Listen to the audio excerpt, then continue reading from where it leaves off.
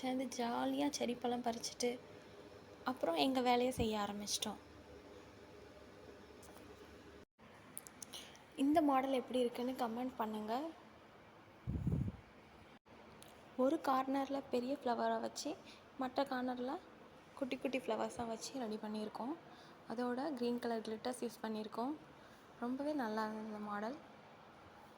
உங்களுக்கும் பிடிச்சிருந்தா கமெண்ட் பண்ணுங்கள், லைக் பண்ணுங்கள், ஷேர் பண்ணுங்கள். அப்புறம் மறக்காமல் சப்ஸ்கிரைப் பண்ணுங்கள்.